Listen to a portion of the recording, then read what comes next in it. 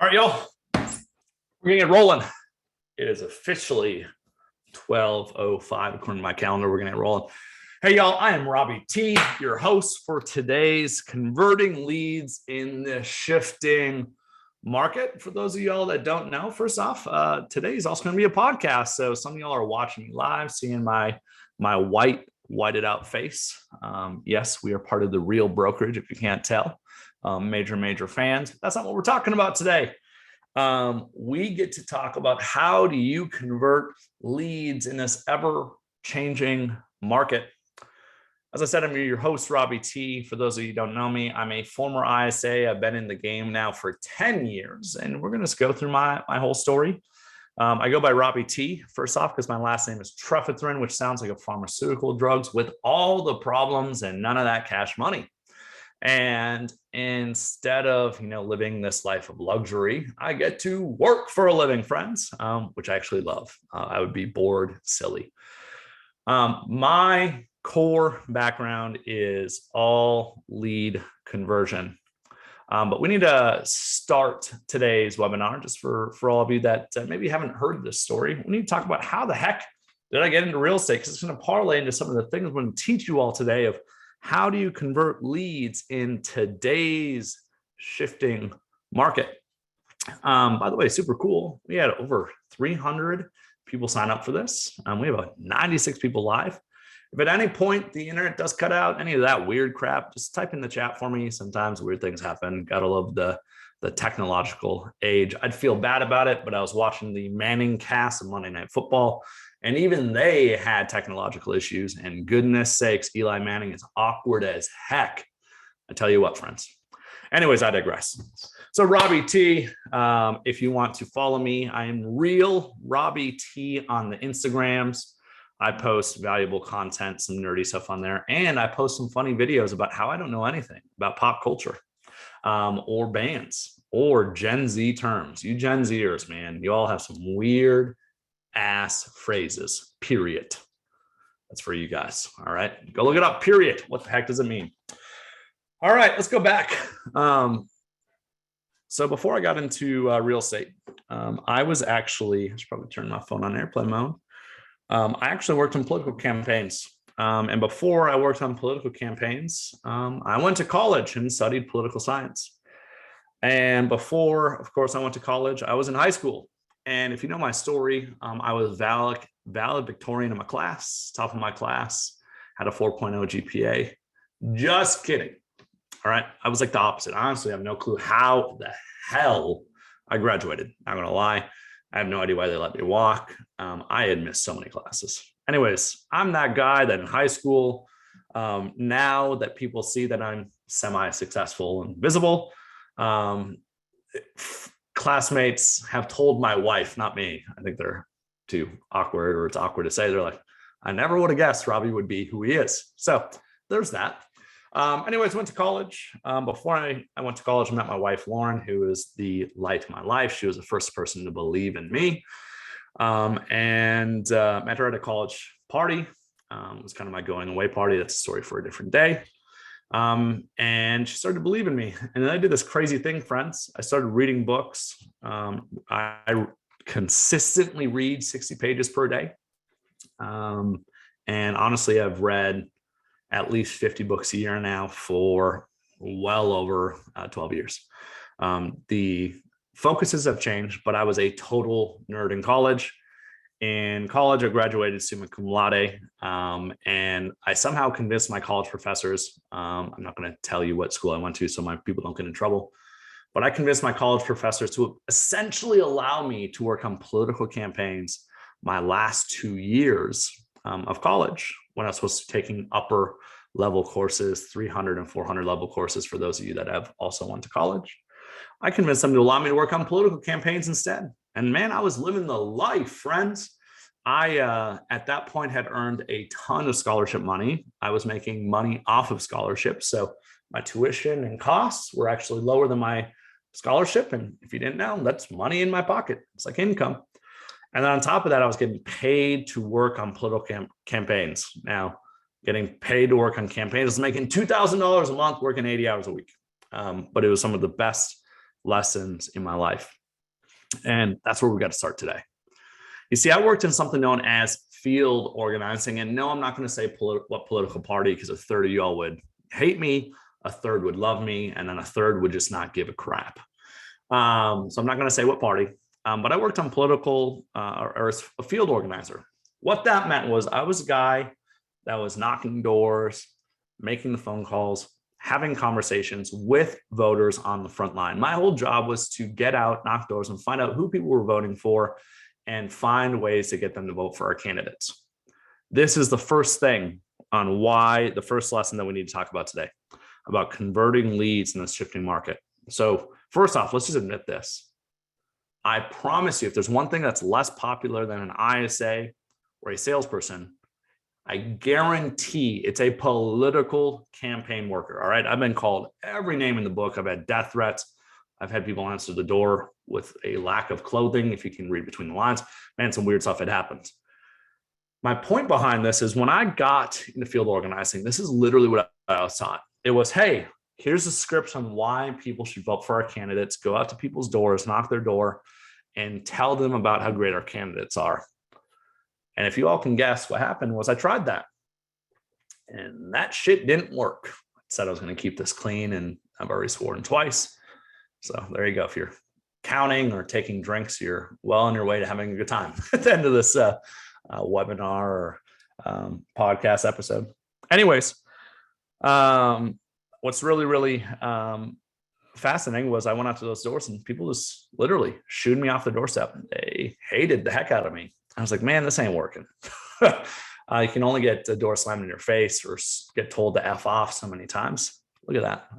I censored myself.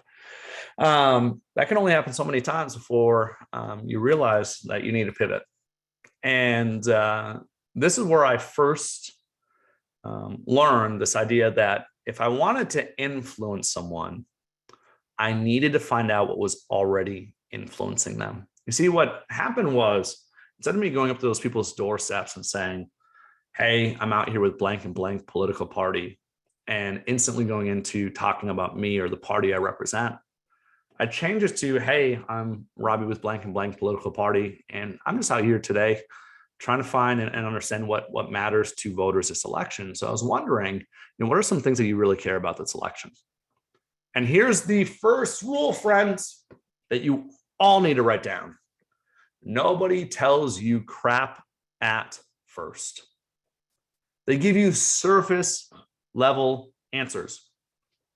Why? Because they're scared. They're like, who is this loser on my doorstep? Who's this nerd? Why is he here?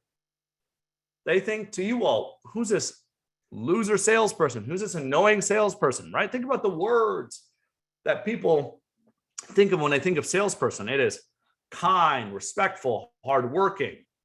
Not. It is annoying, ridiculous, manipulative, gross, salesy, pushy. You see, by proxy, in the lead conversion game, whether it's converting voters to vote for your candidate or leads to potentially purchase or sell a home with you, the reality is their guard is super, super high. So what happens is this: they give you partial truths, tiny little truths, but they don't give you the full picture. Rather, what happens is they say something like, when I was knocking on the doors, like, well, I'm not really sure. I honestly, I haven't put much thought into it. They give you that deflective answer, right? That's what they said in politics. For you all in real estate, in a normal market, it's, oh, I'm just looking for fun. I'm just checking things out. It's the exact same thing. And friends, this is what you would all do. If you all went into a car dealership and you saw a used car salesperson or a car salesperson walking up to you, I know what you'd all do when I would walk up and say, hey, what brought you out today? You'd say, well, we're just checking things out. We're just looking at it. Or if you're at a furniture store, you do the same thing. So friends, stop acting like leads would ever do anything different. That's stupid. Leads are you. Your superpower in all this is empathy. Put yourself in their shoes. You would be doing the exact same thing. Here's the difference, though. The difference between the amateur salesperson who has no success and the professional, the person that slays it and kills it and makes lots of guap. Okay, for those of you who don't know what guap is, I'm just trying to layer in those Gen Z terms, all right? guap. It means cash, just so you all know. It's a Gen Z term. It means money, racks, right? If you want to go do all that, if you want to make racks, if you want to be really successful in this role, what you have to do, the first thing you have to do to tie this all together, before you influence someone, you have to find out what's already influencing them. You have to put yourself in their shoes. And you can't just give up. You see, the amateur, like I was saying, what happens, they get a little bit of resistance, they stop.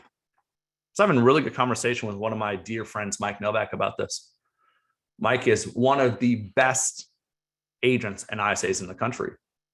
And he's the type of guy that can call 20 people and set 5 appointments. And here's why, friends. The amateur salesperson hears an initial no and gives up. The professional, the rock star, the person that makes that guap, that cash, they don't give up. They turn their answer into another question. That's what I'm going to teach you all today. Okay, we're going to talk about that. In a normal market, this usually takes normal times, and these aren't normal times. Where we're at today, it's 2022, October 2022. The market has shifted. The game is much different. And there is much more emotional fear. And I promise you, we're going to talk about all that in a little bit. We'll give you some insight, and we'll talk about some of the failings that you all have right now. And we're going to give you some takeaways that will help you all convert tons more opportunities. But it all starts here, friends. When someone says something like, well, it's just kind of, curious, but I'm not doing anything right now. If someone says at the door, well, I'm not really sure, I haven't put much thought into it. Stop taking that answer at absolute truth. Stop saying buyers are liars. Here's what you all need to write down. Buyers or voters are reluctant truth tellers. They are reluctant truth tellers. They're afraid, just like you all are. You all are reluctant truth tellers too. You do the same things. You have to remember that. So what did I start doing when people were saying, well, I'm not really sure I haven't put much thought into it. I do this crazy thing, and I want you all to write this down. This is the easiest formula for you all to take and run with on how to handle almost any objection is take their answer and acknowledge it. So part 1 of the equation is acknowledge their answer. I'm not saying agree with it, not tell them it's correct, but acknowledge it. Hey, I totally appreciate that. I can totally understand that. If you were to just throw some things out, what are some key things that really matter to you this election? So almost always I'm asking the same question again, just worded differently. In real estate, friends, what you would do here, instead of a voting question, what matters to you this election, you're going to ask them like, well, help me understand what was causing you to look at homes. You're going to ask, and this is part 2. 1 is acknowledge their answer. Part 2 is a motivation themed question. What was motivating you to look at homes? What was catching your eye? What was motivating you to take a peek? What was causing you to think about potentially making a move? Asking a motivation themed question. What's really funny is in politics, when I was working field organizing, this crazy thing happened was people would say something like, well, we got kids. So, I guess you could say like school stuff. And this is where everybody goes wrong. This is a second issue you all have. The big problem that you all make is when someone puts resistance up, you stop, you get scared. Stop being a dang coward. The second thing, though, is when people give you a little tiny opening, like, man, we got kids, and so kids stuff. When people say, well, we were thinking about getting a bigger home, but we don't know if we want to do it because of interest rates. This is the second big thing that really great lead converters do is they focus on the opportunity. They focus on the opportunity. Almost always what we need to realize is that these people, of course, are still hesitant. They're reluctant truth tellers. They are reluctant to give you the full story. What you have to do is focus on the opportunity. That was good. I just thought of that, by the way. I'm going to write that down. That's me giving myself a note there. You got to focus on the opportunity.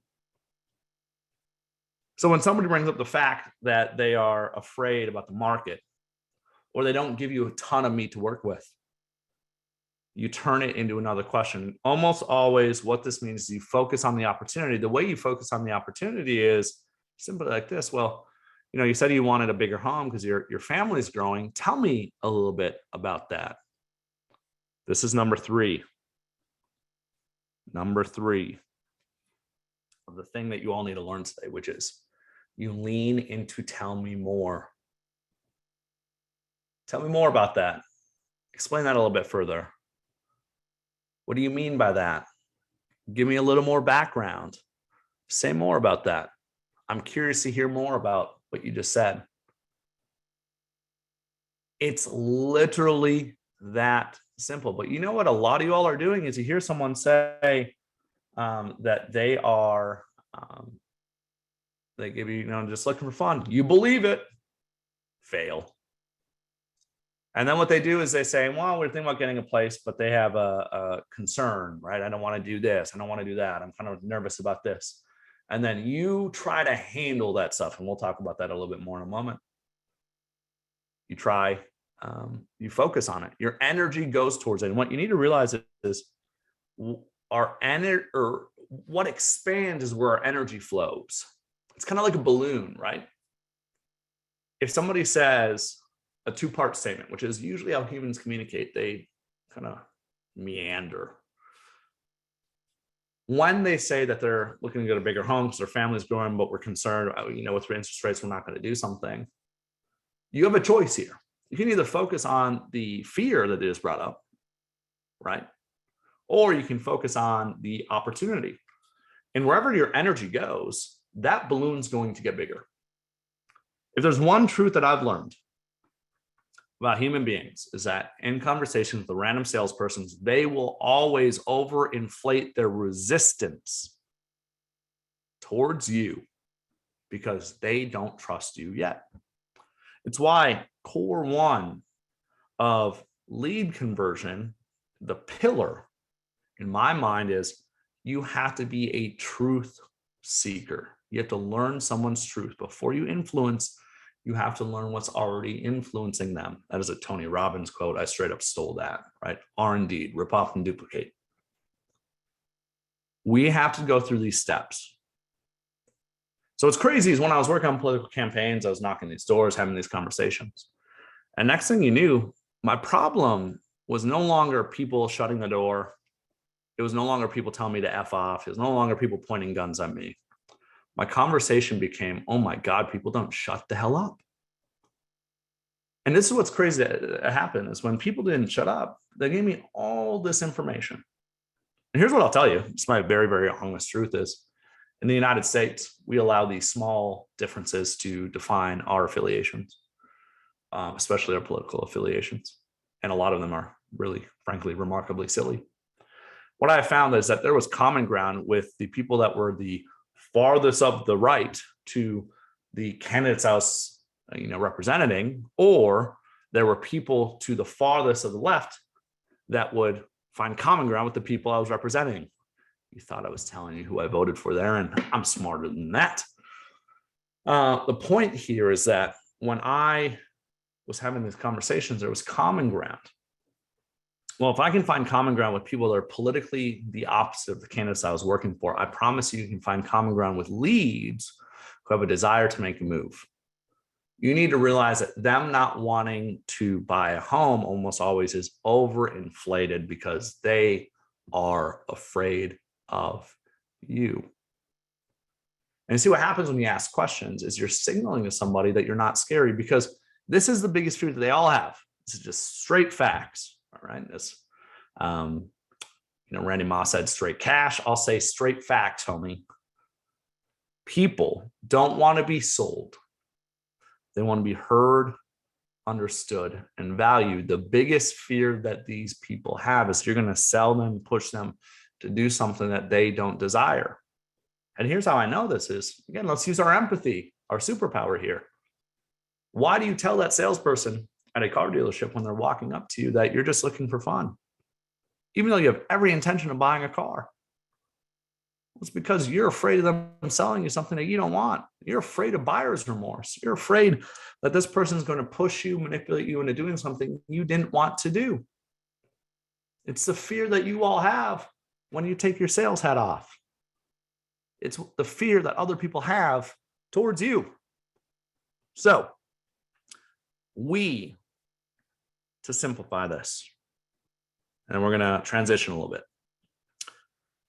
We have to realize that people are reluctant truth tellers, not liars. We have to focus on the opportunity, not the limitation. And we have to utilize tell me more in the right scenarios to find out deeper answers about what somebody actually means. One of the biggest things that I've learned, and one of the biggest flaws that we all have, is that we naturally make assumptions. And you need to realize that that's never going to change, that you will always make assumptions. And the reason I know that is we all make assumptions. It's how our brains operate. Our brain is a magical machine that is always trying to take shortcuts. And the reason it's always trying to take shortcuts is it's trying to conserve energy. Your brain is constantly filtering things through a lens to conserve energy, because there is no way your brain can process all the information that you encounter per day without you being tired half an hour into being awake. There's just too much information that is coming in. For example, you all have been listening to me now for 26 minutes, and you all have probably written down maybe 100, 200 words, and I know how I talk. I've said way more words than that. And you will walk away from this and you'll remember 3 to 5 things. This is how our brains operate. The other thing, though, is that our brains make assumptions. And what assumptions do is they discolor our filter. They change the things that we hear and say. And what I have found is that we are ethnocentric. Look at that. Look at my college degree coming out. Ethnocentric. Ethnocentric essentially means that you think because things are coming from your perspective. You think because something is your background that yours is the right one, is superior. And this is not that you're bad. You're probably not intentionally doing this. But you need to realize is when somebody says they want a bigger home, when you hear someone say that, your brain takes a shortcut automatically that plugs in bigger home equals whatever you thought a bigger home was, not what they thought a bigger home was. And here's the problem. You are not them and they are not you. Here's the problem is their definition may be drastically different. For example, Ben Kinney, one of the most brilliant people in real estate I have so much respect for. Ben Kinney grew up in a cabin in the woods. He spoke at our conference this year and told this story. He grew up in the cabin in the woods, I believe without running water or electricity, one of the two, something along those lines. His definition, if he were to start finding some money and making it, would be much different than a kid who grew up in a 7-bedroom house. We have to dig deeper for one simple reason: to create clarity about what is it that somebody wants. Well, that takes the nerve and the courage to recognize that oftentimes our minds, our own brains, disillusion, they discolor what somebody has actually said. You need to have the courage to recognize, oh my goodness, I might not actually have any clue what they're saying. You see, I think that you should be asking, tell me more. You should be asking more questions until somebody literally says, I can't think of anything else. I think you need to be asking, tell me more almost every time. If you ask your own this internal question of what does that actually mean? And this is oftentimes little stuff, friends. If we've learned anything about human communication, it's the little things that lead to big divides or big attraction. It's the little things. And it's little things like this. When somebody says that my family is on the grow, I want a bigger home. I'll say that one more time. Our family's on the grow and I want a bigger home. For half the room, if you've never heard me talk before, you know where I'm going here. What happens is in our mind, if you're a parent, especially when your family's growing, and for most of us, what that means, our brain doesn't tell us the family is growing. The brain tells us that a baby is on the way.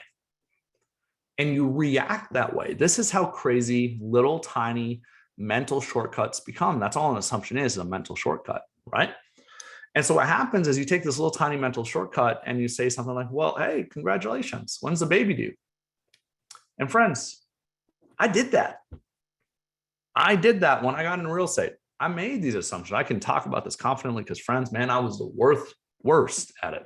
Not the worst at it. And what's crazy is this. I did it. I was that person. And I said, oh, congratulations. When's the baby due? And the person responded and said, no, you don't get it. My father-in-law just passed away and my mother-in-law's moving in. That's what I mean. My family's growing. I messed up there. Friends, how do you think that goes after that? You're probably not going to convert that opportunity. Even if you are lucky enough to set that appointment, you mentally knowing somebody is buying a bigger home because their mother-in-law is moving in because father-in-law just passed away is a much different story. It's going to have much different anticipated needs and wants than somebody whose baby is on the way. And these are the little things that happen when we accidentally make assumptions. You see, I don't think any of you are intentionally making assumptions. I think most of y'all are accidentally doing it because your brain's done it for so long. We have to ask, tell me more. We have to be asking ourselves, what does that actually mean? That way we understand what the heck is actually going on. All right, let's keep transitioning here because I could rip on that for way too long. I'm going to take a drink of water here quick.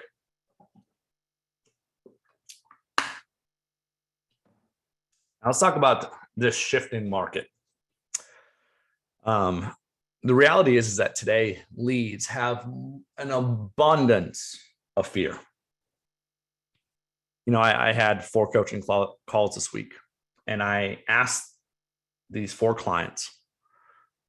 Some of them were whole ISA or real estate teams. Some are individuals. What's really funny is all the answers were remarkably the same. So I want you to write these things down. These are the things that people are feeling in real estate right now. These are the words, okay, that they wrote down. Number 1, you're gonna be so shocked by this. Leads or agents, doesn't matter. This is what we're feeling. There is an abundance of fear. Tons of fear. There is negativity and pessimism. There's depression, anxiety, and stress. There's scarcity and uncertainty. There's a focus on survival. There's a ton of misinformation. And there's a ton of ignorance. There's a lack of realism. This sounds like an exciting time to be in real estate, doesn't it? Let's talk about something real quick. I'm a firm believer that it is actually easier to win in a difficult market than it is to win in an easy market. It is easier to win in a difficult market than it is to win in an easy market. And here's why. Here's what happens in the short term, and that's where we're all at, right? We're 3, 4, 5, 6 months into this. And the way I've been describing it is, let's just imagine that there was a pool of fish that we're all fishing from. And there was 100 fish in there in 2021. We'll just call it, just for ease of mind.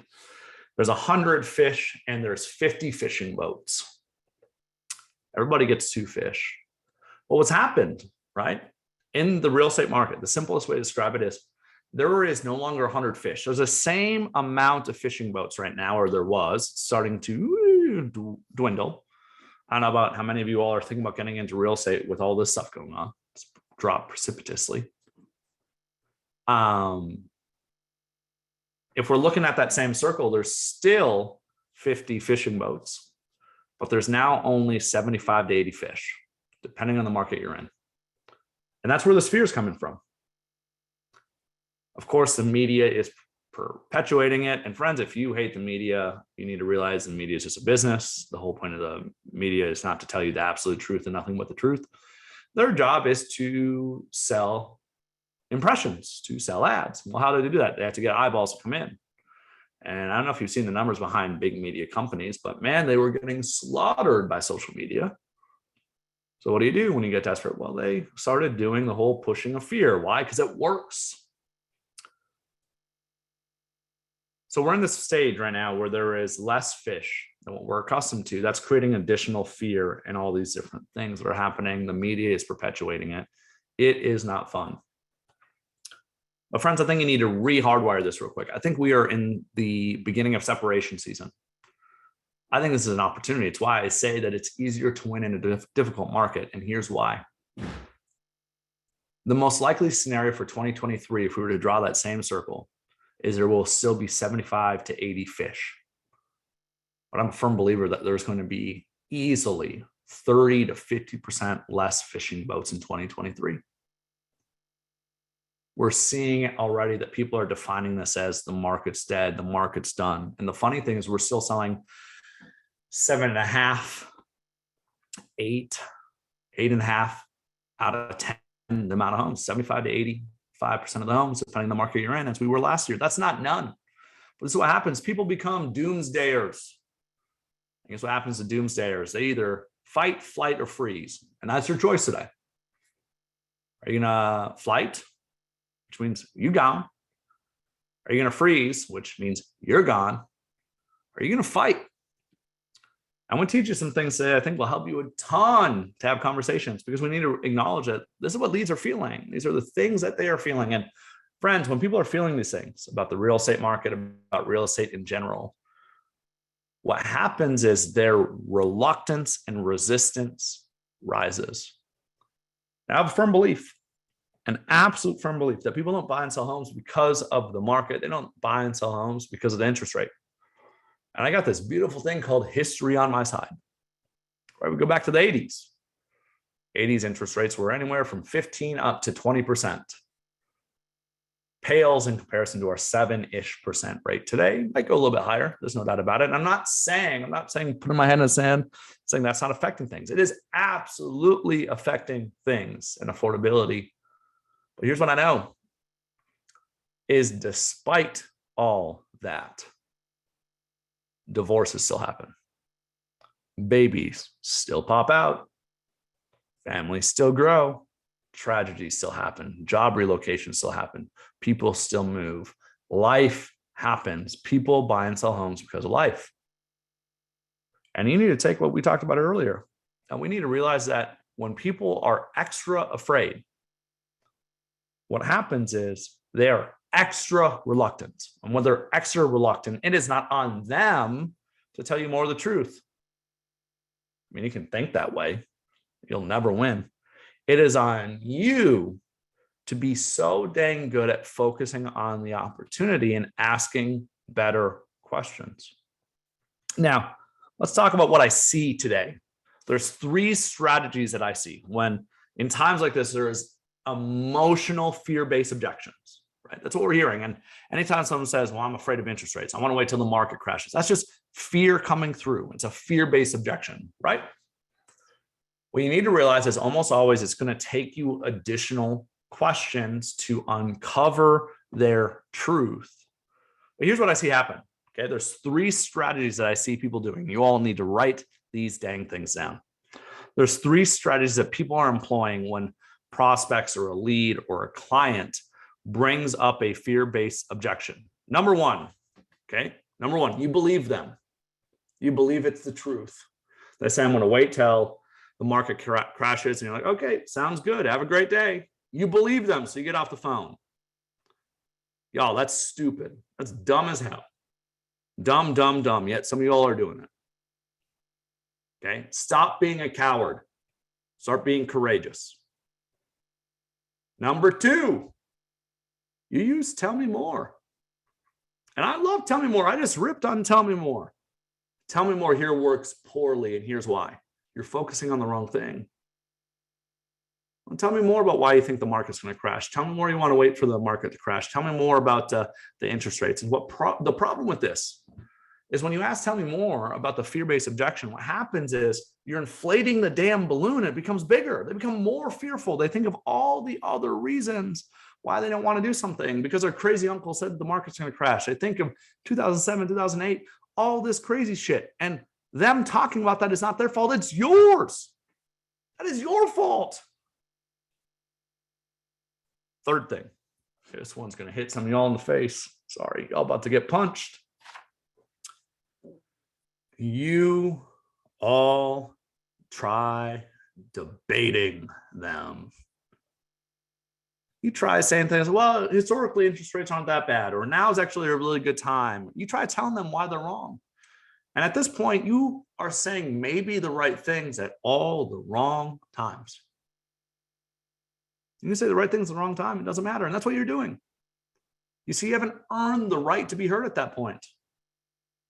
And actually, the opposite happens. What you're intending, you're trying to dispel misinformation, right? This isn't 2007, 2008. We all know that. In the real estate profession, we all know that. If you don't know that, good God, go watch The Big Short, because you'll realize that the reason the market collapsed in 2007, 2008 was because of crazy lending standards where we gave money to anybody that was maybe alive. We just handed out money left and right. That is not where we're at today. There's a ton of money in real estate. What I mean by money is not banks' money, not leverage, but actual people's money. There's a safety net. On top of that, people that have been buying are credit-worthy buyers. There's wiggle room. On top of that, there's almost no adjustable rate mortgages. We're starting to see them come back because people want a lower interest rate. But this is not 2007, 2008. But again, I don't say any of that because you should be telling leads this or your clients this right away. Because what happens when you try debating them right away is because you haven't heard the right to be, or you haven't earned the right to be heard, what happens is they actually instantly push back against you. They are defiant. They don't hear you. So what happens, they actually think of all of the reasons you're wrong. And man, they don't like you. You can't truth tell until you have first learned their truth. And you're trying to tell them maybe something that's accurate, that's true. But you haven't earned the right to say that message yet. Number 4, I almost said 3. So those are the top 3. Those 3 you can scratch on and say, never, ever, ever do these. If you all hear this in your business, full stop, done. All right, you need to end that shit now, or else your business is going to suffer. Strategy number 4. I call it the art of the pivot. The art of the pivot is simply choosing to focus on something besides the fear-based objection they brought up. It's that same equation I taught you earlier. 1, acknowledge their answer. Hey, I totally understand why you're feeling that way. You acknowledge it. Don't agree with it again. Oh, yeah, you're totally right. The market is about to crash. No. Hey, I totally appreciate you sharing that with me. There you go. I appreciate you sharing that with me. If you don't know what to say, how to acknowledge their answer, boom, done. There you go. I appreciate you sharing that with me. Counseling 101. You're welcome. And then number 2, you ask a motivation theme question. Hey, I totally appreciate you sharing that with me. Help me understand what had you looking at homes to begin with. And guess what always happens? They respond with something like, well, we were thinking about getting a bigger home. But there's no way we can do it with where the market's at today. Again, the shitty salesperson focuses on the limitation. The genius, brilliant salesperson focuses on the opportunity. This is very similar. If there's any parents in the room, this is very similar to when your toddlers have a freak out in the middle of Target about not getting a toy. The more attention you bring to the toy, the more frustrated they get, the more emotional they get. Stop. You have to, you all know this, pivot. You have to find something else for your kid to think about. You have to distract them, right? Now, what's really funny is some people will say that this stuff is manipulation. I totally hear that. I appreciate that perspective. I'm a firm believer that manipulation has everything to do with intent. You see, here's what I know. There's gonna be a lot of these people you're having conversations with. And they initially told you they weren't thinking about buying a home. They're doing all this. They're afraid of the rates. And sure as shit, that baby comes out. Or that life thing happens. They step on that Lego, right? People buy and sell homes because they step on Legos. I'm a big Lego fan. You can literally see some there, there, there. I got more everywhere in here. When you step on a Lego, you feel like it's the straw that broke the camel's back. I can't do this anymore. We need more space. Those types of moments happen. They already are there. Next thing you know, you call that person back 3, 6, 9, 12 months later, and they're like, yeah, we already bought a home. And you're like, God, buyers are liars. And you pound your head against the wall and you blame them. Oh, you need to wake up. You need to wake up to, that's not on them, that's on you. Are you going to win every time? Gosh, no, impossible. But do I think that you're going to win a lot more often if you redirect the conversation, you focus on the opportunities, and you keep digging into things? 100%. Because here's what happens. And I kind of describe it like this. In normal times, right? Again, we're not in a normal time. The market is actually really normal. That's a funny thing, but we're so anchored to the craziness of yesterday, the stupid market, the fake market of yesterday. We think that this is abnormal. Can I just get an amen that this is a normal real estate market? It just feels really crappy right now. It's back to being a normal seller's market instead of a stupid seller's market. And we all go through a reconditioning process, right? And that's where we're all at. In this, in a normal market, when things are pretty normal. So let's just go back to maybe like 2019, before COVID, before all this whiplash, before the craziness, before today, and where I think things are going to be in 2023.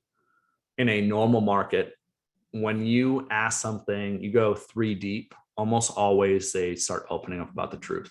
It's like on that third time of asking a motivation themed question, what happens is there's almost always a pause. And then they vomit on you. Verbal vomit, of course. And they give you all this ammunition. And what I mean by ammunition is they give you all the things that are motivating them. Because here's the thing, friends, none of y'all are salespeople. Y'all need to realize that. Unless you are building homes and you're selling a home, you're not a salesperson. We are in the service industry. We are in the influence business. And what we need to realize is that if you're losing right now, it's because one simple reason: you're getting out influenced. Period. The media is out influencing you. Your competition's out influencing you. You're getting out influenced. This is all about influence. Influence is the name of the game. And the reality is you can't influence somebody until you find out what's already influencing them. Hammer that point home. We need to find out what's already influencing them. And then what happens is you just reflect that back. Here's what's really funny. This is why I hate the market of the last 2 years. The last 2 years, it was almost impossible for you to separate yourselves in terms of value from your competition. That's why there was so many joker real estates that are trash selling homes recently, that are finally struggling. Praise Jesus again. Because they provide very terrible service. They don't respond.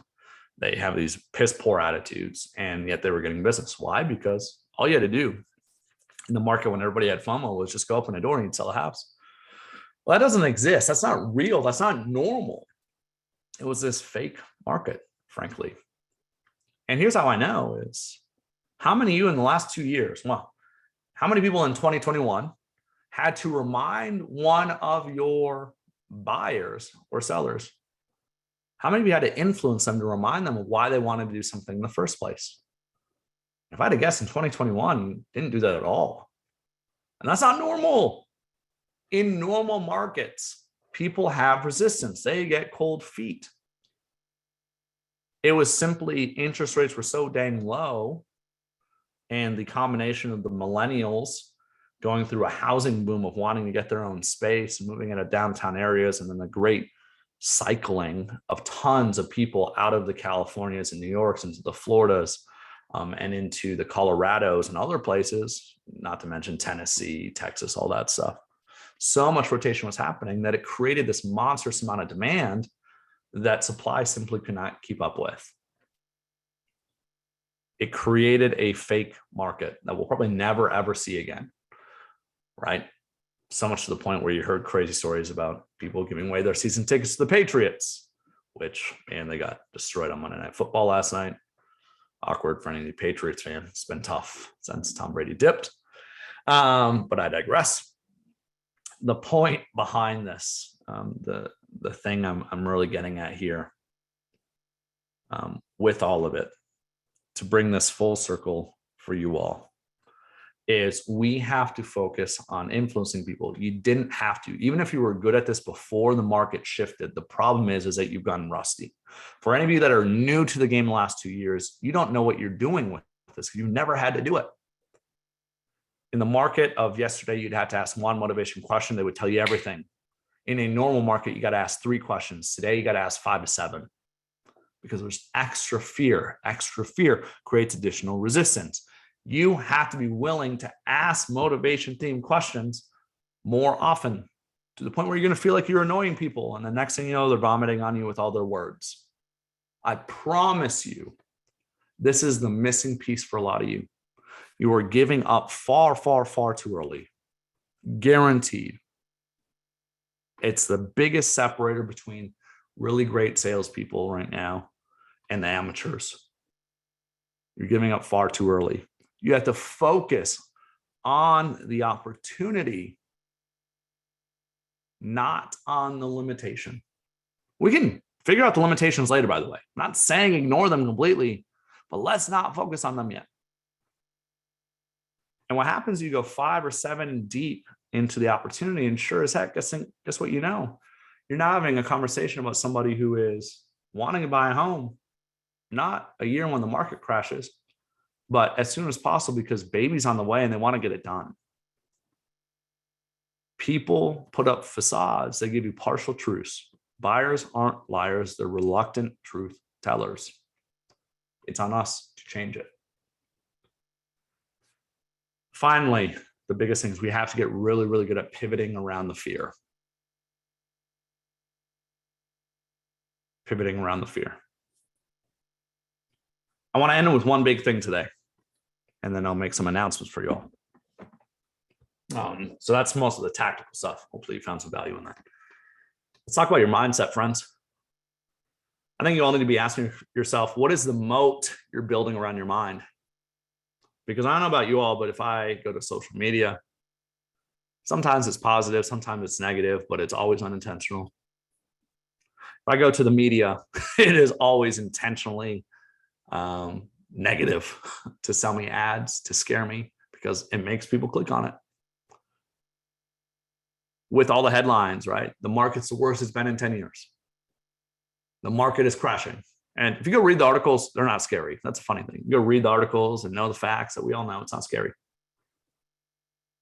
What are you doing right now to protect your mind? To build a moat around your own mind so you don't get drugged down? What is the drawbridge that you're putting down over that moat to allow good things in? What are the things that you're putting in your mind so you don't get drugged down like other people? You see, I have one firm belief: when things get hard, when things get difficult, when they get dark, you need to be the light in the darkness. You see, if you all want to be truth tellers, if you all want to be influencers, right now is your opportunity. This is creating massive opportunity. This is easier to win now than it was 9 months ago. You just don't realize it. You can separate yourselves from the rest of the jokers in this game more easily now.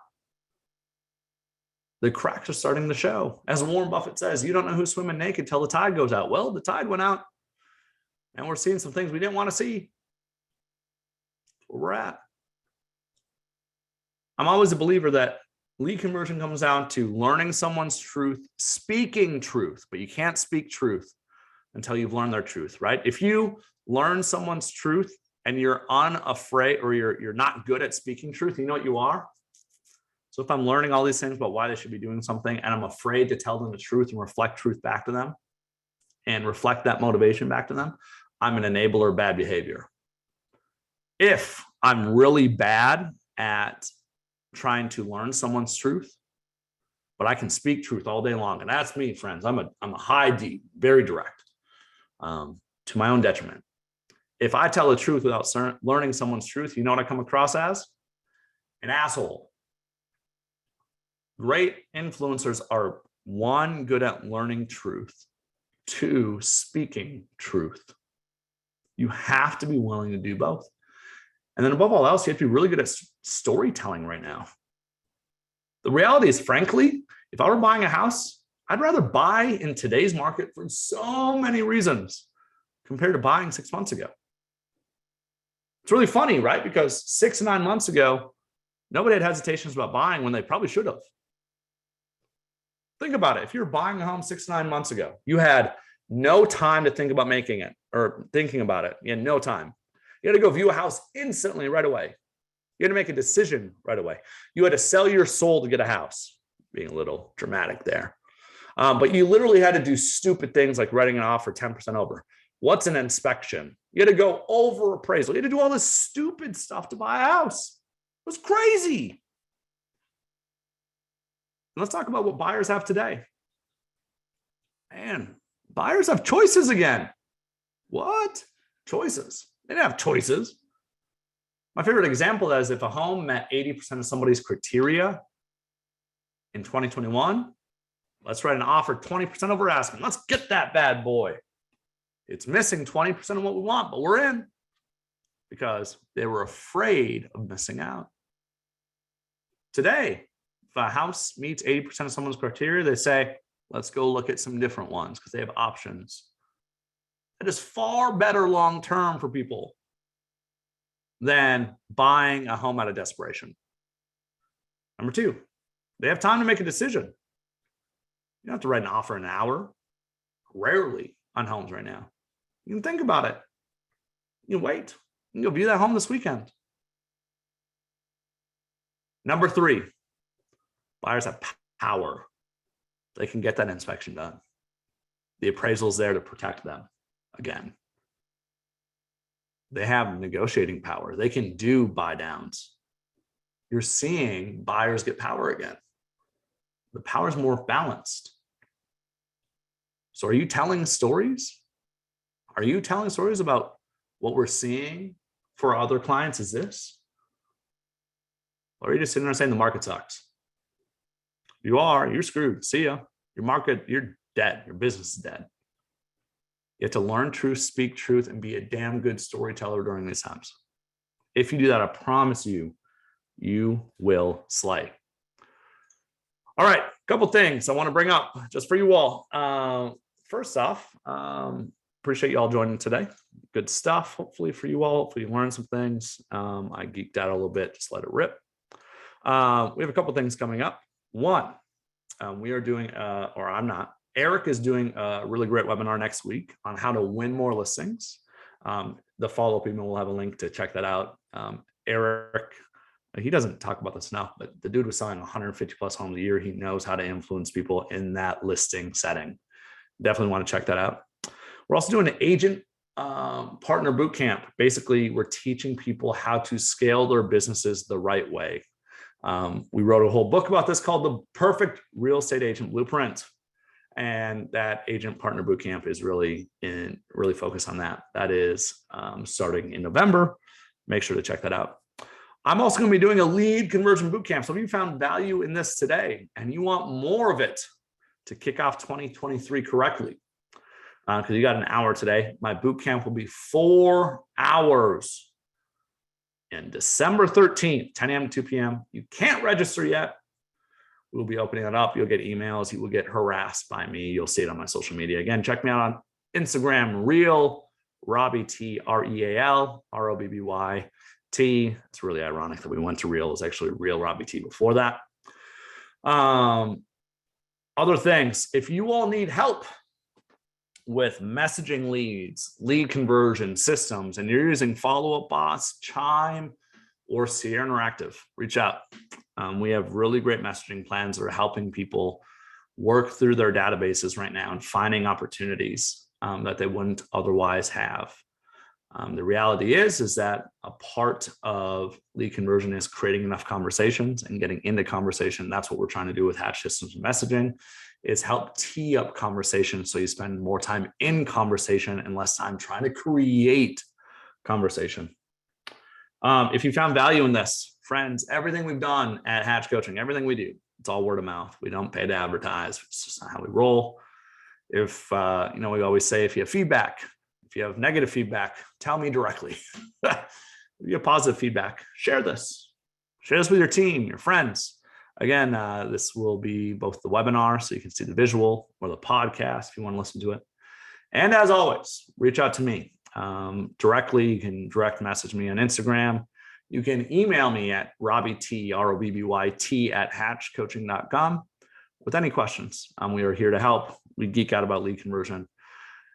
Hatch Coaching, we talk about how we are in the business of redefining the way people treat people. And the reality is that far too many of you are trying to influence people when you have not earned the right to influence them. Flip that up. Your business will grow. And then flip up your mind, friends. Be a contrarian. The reality is when everybody else is afraid, the reality is that's when most great ideas are created. That's when most of the wealth is built. I get excited when people are nervous. I get excited when people are afraid. I get nervous when the market's stupid and exorbitant and irrationally exuberant. I love the market of tomorrow because the reality is winners win in any market, not just the easy ones. Start crushing it. Listen to us a few times. Pick up on it. If there's anything we can do to bring value to you, we're here for you. Love you all. Get out there, do good. And if you have any questions, let us know. Hope to see you on our future webinars. Peace, y'all.